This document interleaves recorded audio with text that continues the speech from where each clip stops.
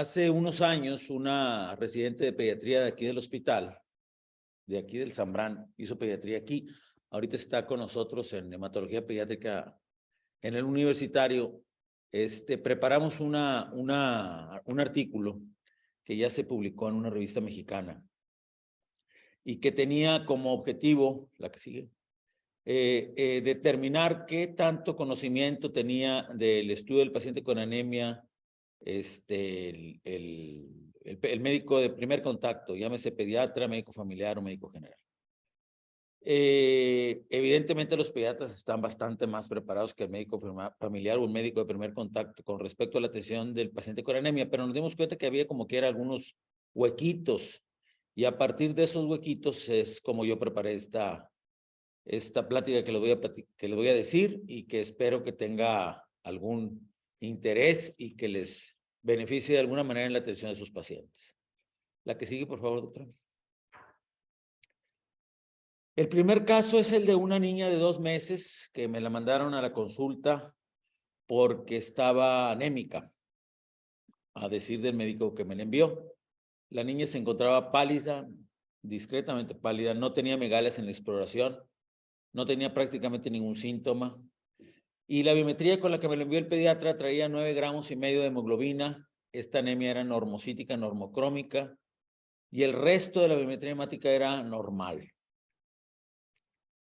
Entonces, ante este caso, la pregunta es si alguien de los que están aquí en el auditorio quiere saber alguna cosa en particular, algún dato clínico, algún otro examen de laboratorio, aunque tengo nada más la pura biometría. ¿Alguien quiere hacer algún comentario? ¿Alguien quiere preguntar algo?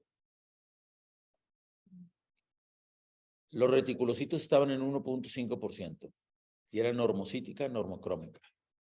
¿Cómo estudiarían ustedes ese paciente con anemia? El niño comía seno materno y era a término. ¿Algún estudio que quisieran pedirle?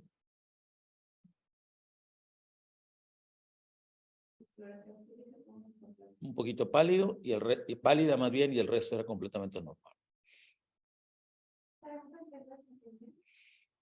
Pesaba en ese entonces 4 kilos 800 gramos. Estaba normal para su edad. Bueno, la que sigue, doctora. Este paciente que les acabo de platicar no es un paciente anémico. Si uno revisa las tablas de valores normales para edad y género, se va a dar cuenta, la que sigue, doctora, que para un niño de 2 meses a término, 9.5 gramos de hemoglobina está todavía dentro de límites normales.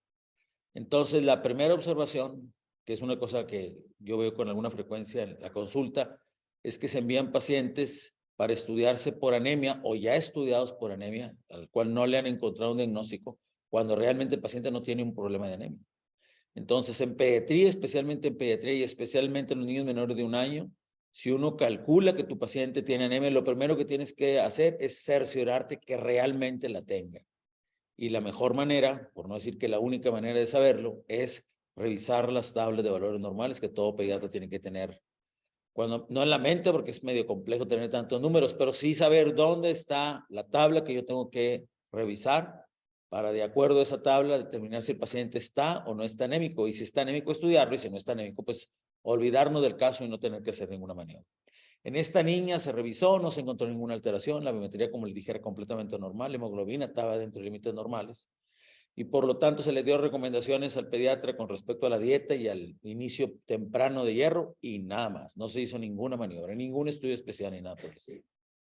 Entonces, la primera observación es la importancia de las tablas de valores normales para determinar si el paciente realmente tiene anemia o no. El segundo caso es una niña de 3 años que tiene anemia, síndrome anémico más bien, e ictericia. Ictericia muy leve, pero tenía ictericia. La biometría hemática muestra 8,000 leucocitos, 55% de neutrófilos. Ustedes están viendo el resto de la diapositiva ahí. Y la hemoglobina tiene 9 gramos por decilitro, un RDW de 12%, los reticulocitos de 6% y la fórmula corregida 4.5%, y la cuenta de plaquetas es normal. Anemia con reticulocitos altos, con plaquetas y leucos normales. Anemia e ictericia. La que sigue, por favor. La pregunta es, ¿qué quieren saber o qué quieren solicitar? ¿Perdón? Bueno, la pregunta de la doctora es la correcta. Lo que sigue después de determinar si un paciente esté anémico es determinar morfológicamente qué tipo de anemia tiene. La que sigue, doctora. Si uno determina eso, si uno determina si es normo, macrocítica o microcítica hipocrómica, con los reticulocitos uno ya sabe que tiene una anemia hemolítica. Entonces, viendo una tabla tan sencilla como esta que casi todos los libros de pediatría tienes, ves que si el paciente tiene anemia microcítica hipocrómica, seguramente es una talasemia menor. Y si el paciente tuviera una anemia normocítica normocrómica, es posible que esta paciente tuviera una anemia hemolítica autoinmune. Para poner los ejemplos más frecuentes para un paciente con estas características. Una anemia microcítica hipocrómica con reticulocitos altos es talasemia, y un paciente con anemia normocítica normocrómica, seguramente, y reticulocitos altos, es muy probable que tenga una anemia hemolítica autoinmune. Y la siguiente prueba que tendría que hacer uno para confirmar ese diagnóstico sería una prueba que se llama Coombs Direct. Entonces, un paciente con anemia normo y reticulocitos altos obliga a hacer una prueba de Coombs directa para determinar la presencia de anticuerpos en la superficie del eritrocito y hacer diagnóstico de anemia hemolítica autoinmune. Esta anemia hemolítica autoinmune probablemente es la única anemia hemolítica en pediatría a la que le tienes que hacer algo en ese momento. Casi todas las otras anemias hemolíticas en pediatría, cuando se diagnostican, en ese momento uno no tendría que hacer ninguna maniobra. Muchas son congénitas. Y si tienes que hacer algo, por ejemplo, una esplenectomía en el caso de una esferocitosis, lo tendrías que hacer tiempo después, no en ese momento. Pero la única anemia hemolítica que tendrías que atender en ese momento es la autoinmune. Por eso, insisto, una anemia normo con reticulocitos altos obliga a hacer una prueba de Coombs directa para determinar si el paciente tiene una anemia hemolítica autoinmune. ¿Ok? De este segundo caso, ¿alguien tiene alguna pregunta o duda de los que están aquí? ¿Les queda todo claro? Muy bien. Pásame a la siguiente, doctora. Vamos a terminar muy pronto. El tercer caso es una jovencita de 16 años que acude por síndrome anémico. No tiene ningún antecedente personal patológico importante. Su biometría hemática tiene leucocitos prácticamente anormales. Trae 7 gramos de hemoglobina. Es normocítica, normocrómica. Trae 17,000 leucocitos. Acá decía 18, perdón. 17,000 leucocitos y 150,000 plaquetas. La que sigue, doctora. 16 años, anemia normo, leucos normales, vamos, un poquito alto los leucos y plaquetas normales. Normo. ¿Qué quieren saber del caso clínico? Sus menstruaciones son cada 28 días, duran 3 días, usa 3 o 4 toallas por día, sin coágulos. Su dieta es normal. ¿Trae algún síntoma? Tenía síndrome anémico. ¿Al exploración algo que llame la atención? No se toca el vaso, está pálida, no parece estar ictérica. Trae 2 ganglios en el cuello, uno del lado izquierdo y uno del lado derecho, de 1 centímetro de diámetro. Y tiene una anemia normocítica normocrómica. ¿Algún estudio que quieran pedir? Reticulocitos. ¿La que sigue, doctora?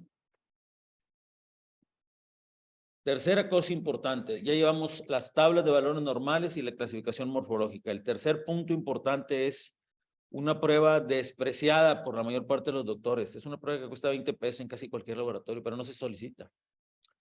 Es muy común ver pacientes en la consulta que se envían para estudiar por anemia que ya tienen casi todas las pruebas que se pueden solicitar para el estudio de un paciente anémico, pero no tienen unos reticulocitos. Los reticulocitos son células como las que ustedes están viendo ahí.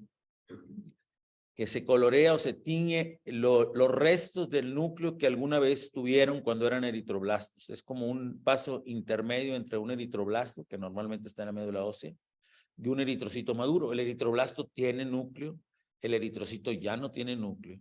Y lo que se tiñe, insisto, en la tinción de reticulocitos son los restos del núcleo que alguna vez tuvo. Y la que sigue, doctora. Y los reticulocitos son indicadores de qué tan bien o qué tan mal está funcionando tu médula ósea. Entonces, una prueba obligatoria en el estudio de un paciente con anemia es la determinación de los reticulocitos. Si ustedes están viendo un paciente de segunda mano, vamos a decir que ya tiene una biometría con anemia, tienen que pedir unos reticulocitos. Y si ustedes están viendo un paciente de primera vez por síndrome anémico, la biometría inicial tiene que ir forzosamente acompañada de reticulocitos. Con esa prueba, la que sigue, doctora, ustedes van a hacer una división muy grande, donde se agrupan prácticamente todos los pacientes anémicos. Los pacientes que tienen anemia regenerativa y los pacientes que tienen anemia regenerativa, es decir, los pacientes que no pueden producir eritrocitos y los pacientes que sí producen eritrocitos, pero que se están destruyendo muy rápidamente, que serían las anemias regenerativas o hemolíticas. Entonces, con una biometría y unos reticulocitos, tienen una clasificación morfológica y etiopatogénica. Es decir, tengo una anemia normo con reticulocitos altos o bajos, tengo una anemia micro, hipo con reticulocitos altos o bajos, y tengo una anemia macrocítica con reticulocitos altos o bajos. Y son 6 grupos de anemia. ¿Qué logra uno si solicita siempre unos reticulocitos que estén bien hechos? Que a un paciente con anemia ferropénica, por ejemplo, que es sin duda la causa más común para explicar que un paciente esté anémico en pediatría, no le solicites nada que tenga que ver con hemólisis. Y al revés, si un paciente tú lo estás revisando por anemia y el paciente tiene reticulocitos altos, ya descartas totalmente que el paciente tenga deficiencia de hierro y no tienes que pedir perfil de hierro ni ferritina de ninguna manera. Esto, hacer una biometría y unos reticulocitos, lo que va a permitirte es que ganes, más bien, que no pierdas tiempo y que no hagas gastar dinero al paciente con estudios que no son necesarios. Con una biometría y unos reticulocitos.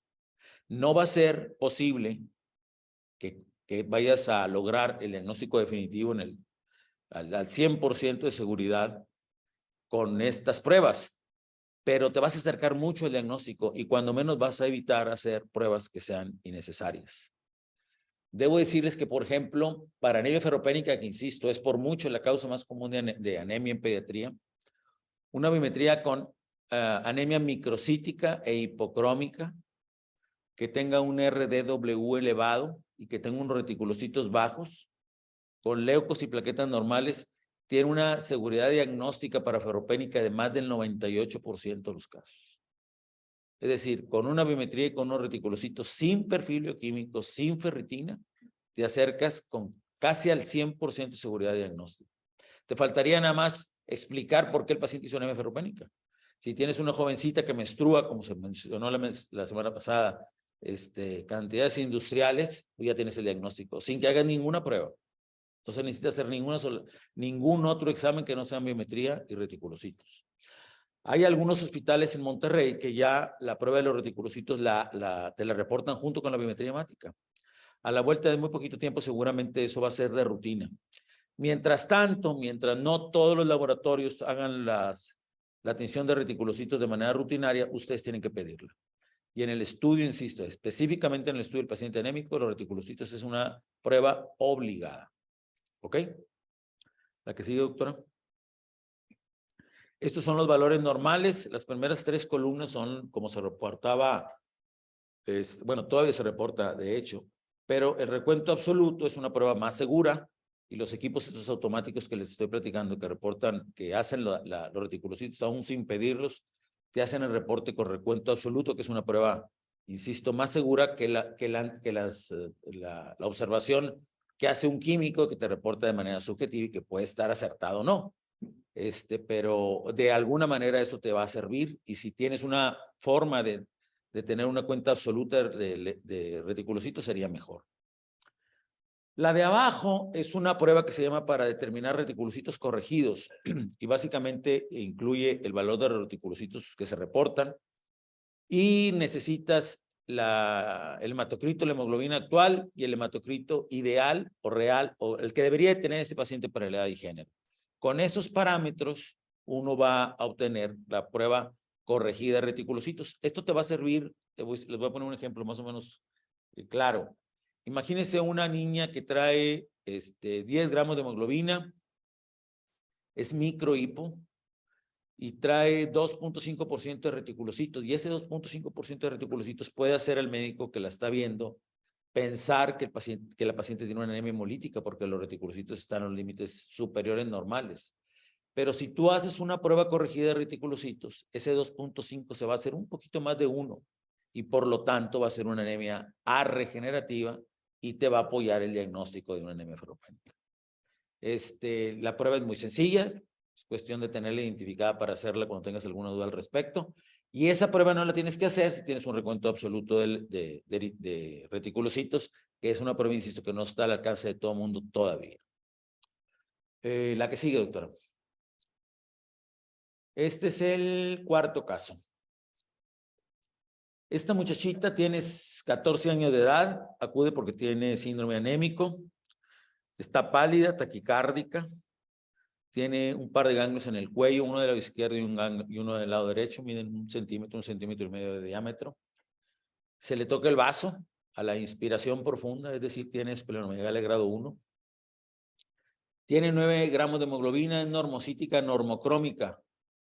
Tiene reticulocitos de 1% con 8,000 leucos, 85 neutrófilos, 10 linfos, 5 monos y 120,000 plaquetas. Anémica, normo, síndrome anémico, taquicárdica, con ganglios de 1,5 centímetros, con una esplenomegalia grado 1 y con las características de la biometría hemática que están ahí mostradas en la diapositiva. ¿Alguien, la que sigue, doctora? ¿Alguien quiere preguntar algo? No sé, ¿alguna duda que tengan al respecto? ¿Algo que no quede claro? No, no tiene fiebre, no ha perdido peso y... ¿Cuál es el otro? ¿Perdón? Y no tiene sudoraciones nocturnas.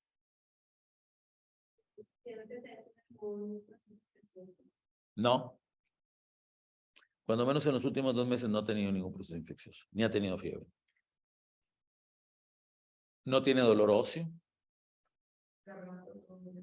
Las amígdalas están perfectas. Pálidas, como todas las del mundo. Hiperémicas, más bien. No trae más ganglios en la ingle.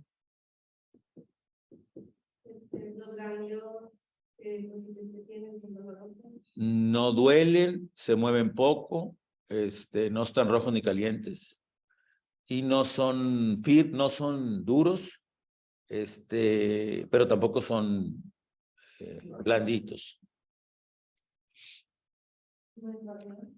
Su menstruación es cada 28 días, 3 días, 3 toallas, sin coágulos. ¿Regreses el anterior, doctora? Tiene linfopenia. Pásese la que sigue, doctora. Esta niña trae, la que sigue, 800 linfocitos totales. ¿Ok? De la biometría hemática, ese hallazgo es un hallazgo muy importante. La cifra normal de linfocitos es arriba de 1,300. Esta niña tiene 800 linfocitos totales. Entonces, ¿qué datos sería importante saber? Pues las causas de linfopenia, me explico. Ponga la siguiente diapositiva, doctora. Estas son tablas de valores normales también por edad para los leucocitos y para los diferentes tipos de leucocitos. Esta es una tabla que también se tiene que revisar. ¿A qué sigue, doctora? Y estas son causas de linfopenia. Los pacientes con el virus de la inmunodeficiencia humana, infecciones virales comunes y corrientes, el COVID es causa de linfopenia, como causa de 1000 cosas. Los pacientes con enfermedad de Hodgkin tienen linfopenia, la fiebre tifoidea tiene linfopenia, Los pacientes que tienen tratamiento con esteroides tienen linfopenia. Y el lupus y algunas otras enfermedades reumáticas tienen linfopenia al diagnóstico. Entonces, en esta muchachita de 15 años, con linfopenia, anemia, trombocitopenia, 2 ganglitos que no son normales y esplenomegalia, ¿podría tener leucemia aguda? Sí, podría tener leucemia aguda, pero también podría tener enfermedad reumatológica. Entonces, este paciente con estas características sería un paciente que se tendría necesariamente que interconsultar, probablemente con hematología y con reumatología. Y eso se logra si uno ve toda la biometría. Si te clavas solamente en la serie roja, pues vas a decir, tienes una anemia normo regenerativa, pero ahí te vas a quedar. No vas a avanzar mucho. Si ves el resto de la biometría hemática, te vas a dar cuenta que tiene un hallazgo tan importante como y eso te va a orientar mucho al diagnóstico. Estas son causas de linfopenia, pero también hay causas de monocitosis y causas de monocitopenia y causas de neutropenia y causas de linfocitosis, etcétera, etcétera, etcétera. Entonces, cuando tengas un hallazgo en la serie blanca que te marca que alguna de las variedades de los leucocitos está en límites anormales o están en cifras anormales, tienes que averiguar en las tablas, que todos los libros tienen, para ver si te puedes explicar por esa alteración el diagnóstico que este paciente podría tener. Esta muchachita no te puede decir que tenga lupus porque también podría tener leucemia aguda. Alguien podría decir que tiene leucemia aguda y no estaría en un error. Pero sí es un paciente al que tendría uno que darle seguimiento. No es para darle hierro y a ver qué pasa. ¿Ok? ¿La que sigue? Y este es el último caso. Esto no es específicamente de anemia, pero es una cosa que a mí se me hace que es muy importante platicar también. Tiene 4 años, tiene síndrome anémico, por lo tanto está pálida, taquicárdica, no tiene megalias y tiene una hemoglobina de 5 gramos, es microcítica e hipocrómica. Tiene un RDW de 19%, los retis están muy bajitos y los leucocitos son normales con 720,000 plaquetas. ¿Ok? El diagnóstico de esa paciente, en mi opinión, es muy sencillo. ¿La que sigue? Tan sencillo que lo voy a decir yo. Esta niña tiene un cuadro clínico típico de una anemia ferropénica. Probablemente ustedes aquí en este hospital no lo vean, pero en el materno y en el metro, y nosotros en el universitario los vemos. Son pacientes que existen. Llegan pacientes con 5, con 4 gramos de hemoglobina. ¿Ok? Entonces esta niña tiene una anemia ferropénica. Este no era el motivo del caso. ¿La que sigue? Lo que yo les quería comentar es si este paciente, en su opinión, debe o no ser transfundido. Quiero oír opiniones. 5 gramos de hemoglobina en una niña de 5 años. Tiene una presión arterial normal y está taquicárdica y pálida. Come bien, pero come cosas que no debería, cosas que no nutren y que no tienen hierro. ¿Perdón? No, si soplaba, tenía datos de síndrome anémico. Si quieres que sople, sopla. Y si quieres que no sople, no sopla. El soplo no es, porque es una pregunta que se hace con frecuencia, no es si tiene soplo lo transfundo, si no tiene soplo no lo transfundo. O sea que sí. Sí, con 5 gramos de hemoglobina está discreta. No limita sus actividades, va al kinder. Con 5 gramos. ¿Con 4,5? ¿Opiniones? No se supone que si síndrome anémico abajo de 7 pudiéramos considerar. Abajo de 7. El doctor está contaminado de anestesiólogo. Los anestesiólogos tienen más que ellos dicen 10. Abajo de 10 tienes que transfundir para meter a un paciente quirófano. Yo siempre he pensado que un doctor mayor, seguramente, anestesiólogo, a los que no le podían dar contra, dijo, los de abajo de 10 se tienen que transfundir. Y alguien dijo después, los que tienen debajo de 7 se tienen que transfundir. Y la verdad es que ninguna de las dos cosas es correcta. Tú puedes meter a quirófano a un paciente con menos de 10 gramos de hemoglobina y puedes no transfundir a un paciente con 5 gramos de hemoglobina necesariamente. ¿Cuál es la clave de esto? La que sigue, doctora. Que no hay una cifra para poner o no poner sangre. Que existe un paciente con características diferentes en cada caso. Y en particular, la velocidad con que la anemia se instala es un dato súper importante. Ustedes van a ver pacientes con 12 gramos de hemoglobina a los que van a tener que ponerle sangre. Si hace 15 minutos este paciente tenía 16 gramos de hemoglobina y chocó aquí en Lázaro Cárdenas y llegó al hospital de urgencia, con 12 gramos de hemoglobina probablemente lo vas a tener que transfundir, aunque traiga 12 gramos de hemoglobina. Pero esta muchachita que trae 5 gramos de hemoglobina y que tiene anemia ferropénica, ¿por qué creen que hizo anemia ferropénica? Si no menstrua, ¿por qué hizo anemia ferropénica? ¿Y desde cuándo creen ustedes que esta niña está generando su anemia ferropénica? Seguramente desde que inició el año. Seguramente desde que nació, porque nació de una mamá que tampoco tenía hierro, por lo tanto el almacén de hierro le duró muy poco y estuvo alimentada con un seno materno de una señora que no tenía hierro y fue ablactada con productos que no tenía hierro. Entonces tiene toda su vida generando una anemia ferropénica.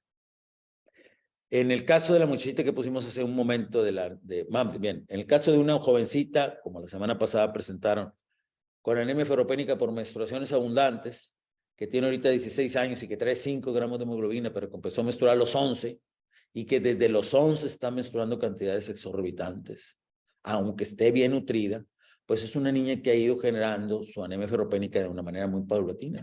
Y puedes tú ver en el consultorio con 5 gramos de hemoglobina taquicárdica, pero haciendo su vida normal prácticamente. Entonces, con un número no se transfunde. No estoy diciendo que esta niña estaría prohibido ponerle sangre con 5 gramos de hemoglobina, porque dependen también de otros factores. Si la niña tiene 5 gramos de hemoglobina, tú haces diagnóstico de anemia ferropénica, crees que se instaló de manera crónica y crees tú que no la debes de transfundir y probablemente estés en lo correcto, pero sí, pero viven muy lejos. Viven tan lejos que no sé si van a llegar si la niña se descompensa por X o Z circunstancia.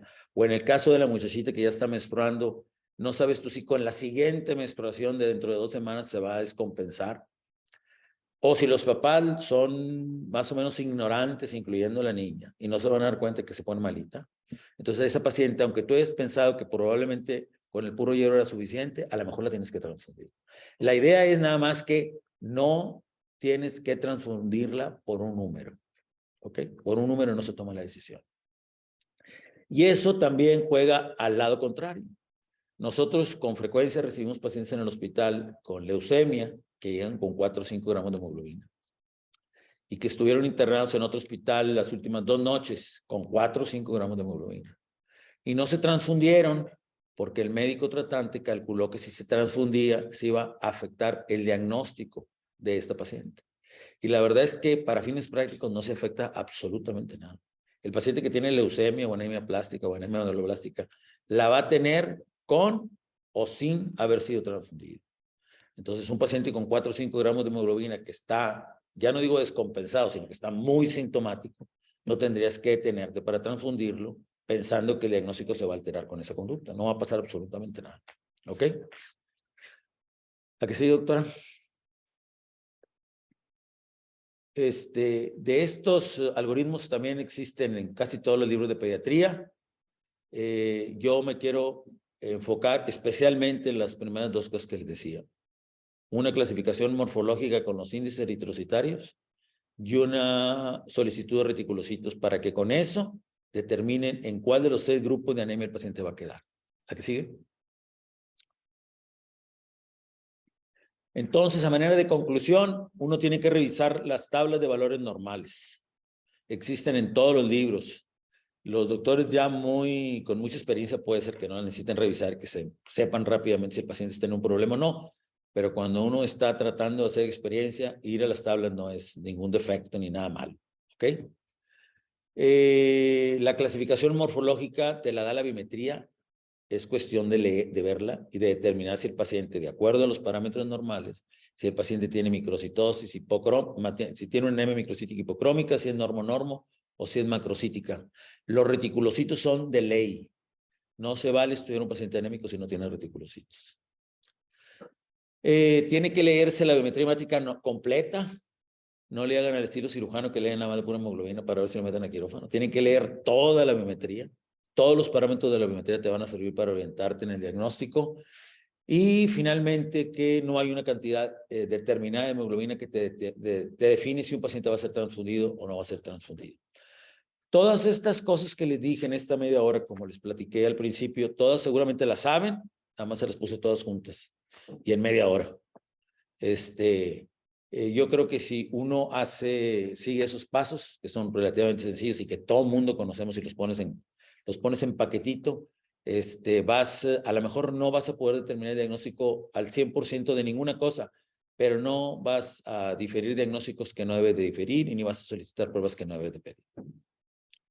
No sé si ustedes tengan alguna pregunta, los que están aquí presentes. ¿Alguna duda? ¿O todo quedó clarísimo? Siempre queda clarísimo todo.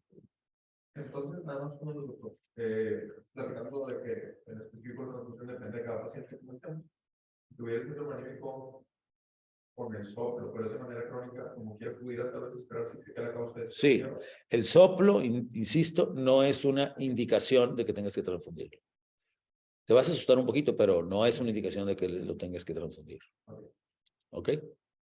¿Más preguntas? ¿Algún otro comentario? No sé si haya preguntas, Oscar. Sí, muchas gracias, Oscar, por tu plática, por esta revisión de un tema tan complejo y tan difícil de poderlo abordar. Tenemos aquí varias preguntas. En caso de microcitosis o hipocromía en tamizaje de anemia ferropénica al año en pacientes asintomáticos, ¿se justificaría el uso de hierro profiláctico? Si el paciente tiene anemia, así entendí, tiene anemia microcítica hipocrómica al año de edad. En un paciente asintomático, eso es lo que nos están Si diciendo. se le tendría que dar hierro y estás seguro que tiene anemia ferropénica, sí. También al año de edad puedes hacer diagnóstico de que el paciente tiene una talasemia, pero acuérdense que la diferencia es que los pacientes con talasemia tienen reticulocitos elevados y los pacientes con ferropénica tienen reticulocitos bajos. El RDW de los pacientes con ferropénica es alto y el RDW de los pacientes talasémicos es bajo, porque todos los eritrocitos de los pacientes con talasemia son del mismo tamaño, entonces no hay variación en el tamaño de los retis. Si tienes al año y a la edad que sea que la tenga la anemia ferropénica, tienes que darle tratamiento. Bien. ¿Y cuál sería el mejor tratamiento? Uno que sea tomado. Yo no me acuerdo haberle puesto hierro intravenoso o intramuscular a un paciente mío, menor de 16 años. Debe haber alguien que tenga ayuno y que no tenga pompis, pues a lo mejor se lo tienes que poner intravenoso, pero debe ser súper excepcional. Entonces yo creo que te lo tienes que dar por vía oral. Los niños pueden tener un par de días molestias por el hierro oral, pero después lo van a tolerar sin problemas. En adultos es otra historia. En adultos es muy común que se lo tengan que dar por vía parenteral. 5 miligramos por kilo por día de hierro elemental. Yo promociono el Ferrinsol, aunque no me pagan. El Ferrinsol trae 15 miligramos de hierro elemental por mililitro. Antes traía 25, pero lo rebajaron y ahora trae 15 miligramos de hierro elemental. Y en la presentación para niños mayores, pues hay Hemobion, Nautrin, Materna, todos esos tienen ácido fólico, tampoco pasa nada terrible si tomas ácido fólico. Y hierro solo casi no hay. Entonces, cualquiera de esos 3 productos es correcto. A 5 miligramos por kilo por día de hierro elemental, porque cada sal tiene un contenido diferente de hierro elemental. Cada 25 miligramos de sulfato ferroso son 5 de hierro elemental, cada 40 de fumarato ferroso tienen 5 de hierro elemental. Entonces, el cálculo lo tienen que hacer siempre con hierro elemental. Bien, Los gracias. libros, para completarlo, tocayo, los libros dicen, y para examen tendrían que contestar que el hierro se tiene que dar entre alimentos, porque así se absorbe mejor, 3 veces al día. Pero ya hay artículos que dicen que una vez al día es tan bueno como 3 veces al día y mejor porque tiene mejor apego que dárselo 3 veces al día. Esto no lo dicen los libros, es a título personal y acepto todas las críticas, pero darlo entre alimentos es más fácil que te produzca molestias digestivas.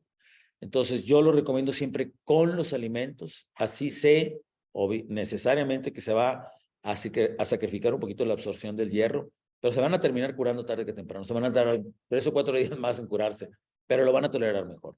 Yo lo doy una sola vez al día con el alimento. Pero insisto, es una recomendación mía que estoy sacando de la manga. Pueden hacer, lo que dice el libro son 3 veces al día entre alimentos. Gracias. Tenemos otra pregunta. ¿La altura sobre el nivel del mar del sitio donde vive el paciente influye en un diagnóstico de anemia? Sí, porque las cifras de hemoglobina en las alturas en la Ciudad de México son más altas que aquí. Entonces, esas tablas de valores normales también tienen que ajustarse de acuerdo a donde estés viviendo. Como Monterrey, para fines prácticos, está al nivel del mar. Las tablas que yo les mostré son para personas que viven prácticamente al nivel del mar, como nosotros. Pero si vives en Toluca o en la Ciudad de México, las tablas de valores normales allá son diferentes. Bien. Otra es, ¿se presentaría primero la anemia microcitosis antes de la baja de hemoglobina? Sí, pero esa es una pregunta para examen, nada más. En el primer mundo, uno puede hacer diagnóstico de anemia ferropénica en el estadio inicial, que sería perder la ferritina, pero eso implica que tú te hagas estudios de rutina, cuando menos anuales. En México no tenemos esa cultura, la inmensa mayoría de la gente. Entonces, la inmensa mayoría de las veces el diagnóstico de anemia ferropénica se hace en el estadio final de la deficiencia de hierro, que es cuando ya tienes anemia microcítica hipocrómica. Pero si uno pudiera seriar la deficiencia de hierro, si a alguien le quitaras el hierro poquito a poquito, primero perdería la ferritina, luego perdería el hierro sérico, luego bajaría el volumen globular medio y luego harías anemia. Pero la verdad es que eso nomás para...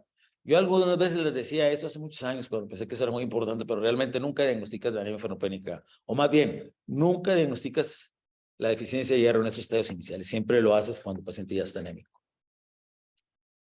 Bien, gracias. Otra de las preguntas es, en una biometría normal y con un RDW de 37.5.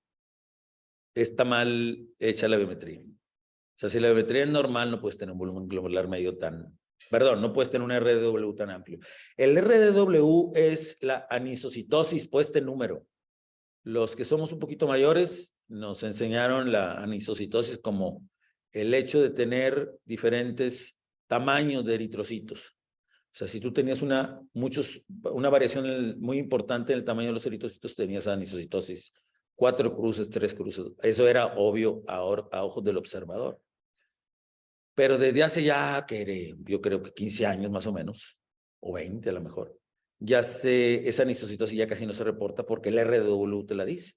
El RDW, que es el ancho de distribución del tamaño de los eritrocitos, es hasta 14%, es normal, significa que prácticamente no tienes anisocitosis, que todos los eritrocitos son normales. Entre más te alejes de 14, tienes una variación más importante del volumen. Es un dato que por sí solo no hace diagnóstico absolutamente de nada. Pero en un paciente, como lo dije hace un ratito, con anemia microcítica hipocrómica, si tienes un RDW alto, con reticulocitos bajos, es casi diagnóstico de anemia ferropénica. Bien. Otra de las preguntas es, ¿qué opinas de administrar hierro en días alternos? Pues no, nunca había leído eso, no sé. O sea, supongo que no está prohibido. No le vería mucho sentido. O sea, si lo que quieres es curar, pues ¿para qué se lo hacen en días alternos? Ya hacerlo una sola vez al día ya es ponerle obstáculos, porque como digo, sí. Bueno, esto de darlo una vez al día, que lo que yo les dije, eso ya está escrito, ¿ok? Está escrito que una vez al día es al menos no inferior a darlo 3 veces al día. Y también se ha demostrado que tiene más apego una vez que 3 veces al día. Lo que sí me saqué de la manga es lo de darlo con el alimento, pero, ¿cómo se dice? A sabiendas de que no lo estoy haciendo correctamente, pero con el objetivo de que el paciente, especialmente los muchachitos adolescentes, no se dejen de tomar el hierro. Pero si ya se lo está tomando una vez al día, no le veo razón para darlo de manera alterna, pero no sé. Okay. Tu recomendación sería Diario. diario, una vez al día, junto con alimentos. ¿Habrá alguien que no quiera tomar el hierro?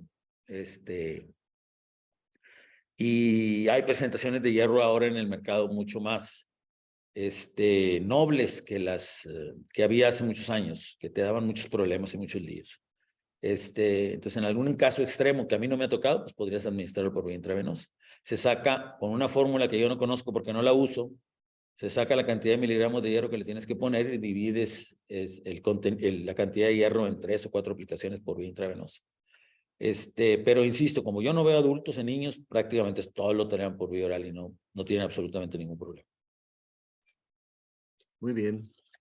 ¿Algún otro comentario, un mensaje final que quisieras dar a nuestra audiencia? Yo diría dos cosas. Una, que los pacientes con anemia, si no todos los días, se ven con muchísimo mayor frecuencia que los pacientes con leucemia, y a nosotros nos invitan con mucha frecuencia a hablar de leucemia cuando es una cosa que ocurre afortunadamente muy de vez en cuando. Pero los pacientes anémicos son de casi todos los días. Y finalmente, si tú le sabes a la biometría hemática, los diagnósticos de leucemia tampoco se te van a escapar. Entonces, yo creo, esa fue la razón por la cual yo decidí hablarles nada más de lo que tiene que ver con el estudio del paciente anémico con la biometría hemática, sin ninguna otra prueba espectacular, solamente una biometría hemática. Y creo que si uno lee una biometría hemática completa, está en chino, que te pierdes en el diagnóstico.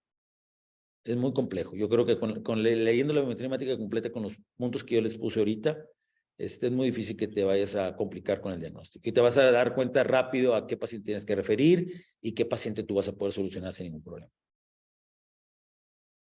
Muy bien, Oscar, pues te agradecemos mucho que hayas estado con nosotros y nos hayas abordado este tema tan complejo de cómo interpretar la biometría hemática en un niño con anemia. Les recordamos que nos hagan favor de llenar la encuesta de satisfacción. Esa liga la podrán encontrar en el chat o bien a través de este QR. La semana que entra los esperamos con otra plática muy interesante también de hematología. Continuaremos con nuestro módulo de hematología pediátrica. Muchísimas gracias, Oscar. Muchísimas gracias a toda nuestra audiencia y Gracias. que tengan un excelente día. Préstame, déjenme más.